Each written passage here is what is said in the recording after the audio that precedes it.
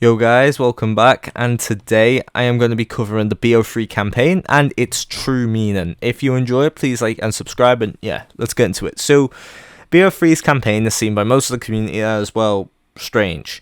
Admittedly, the story is not the clearest and has never actually been well explained by Treyarch, nor really by the community, outside of certain aspects. And I hope that today you'll come away with more knowledge than you have came in with. Now, you also don't necessarily have to have played the campaign or really have played much of it, as realistically you only need to have a rough understanding of about 4 or 5 missions. That's it.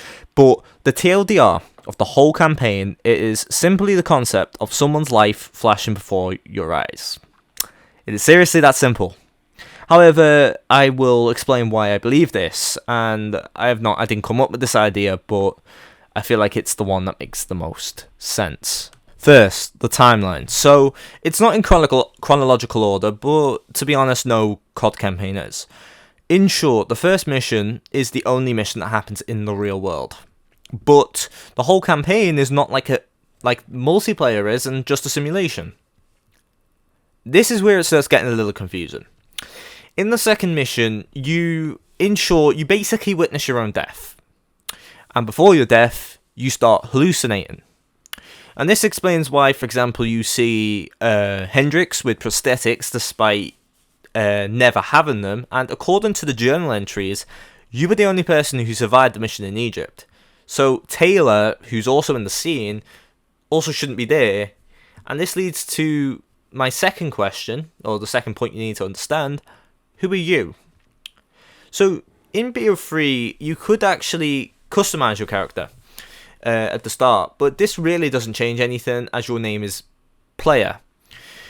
Prior to making this video, I believe that this was basically done because it would be quite difficult to put all this together, and so it's just sort of easier from a sort of coding point of view. But no, the reason why is your point of view during the game is actually of Taylor and not yours. Yes, you heard me correct. You are basically a projector for Taylor's memories throughout life.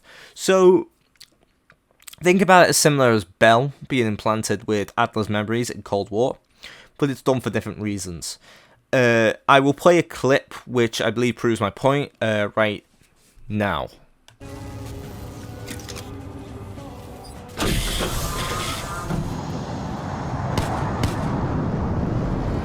Imagine yourself.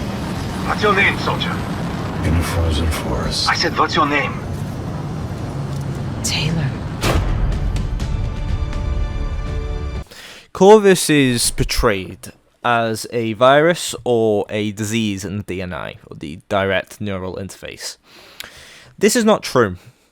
First, a Corvus is actually a type of raven. Ravens are obviously birds, and ravens are actually associated with death. Now, this is why, for example, when Corvus is seen, you can always see ravens, and in the mission life, killed enemies always turn into ravens. So, Corvus is indeed not a disease, but closer to something like the Grim Reaper. So, yes, the final mission of BO3, Life, is a battle with the Grim Reaper himself. Another interesting thing is that you actually see Corvus more and more as the game goes on, and the reason is because you're getting closer to, well, dying. This is also why the scene at the end of the game between Taylor and Corvus, when they fight each other, and then promptly both disappear, symbolizes Taylor's death. So I'll end this point with a little proverb I just sort of made up. You might win a battle with death, but death will always win the war. That got quite dark then, but anyway, if you enjoyed this video, please like and subscribe and comment down below your thoughts, and yeah, bye.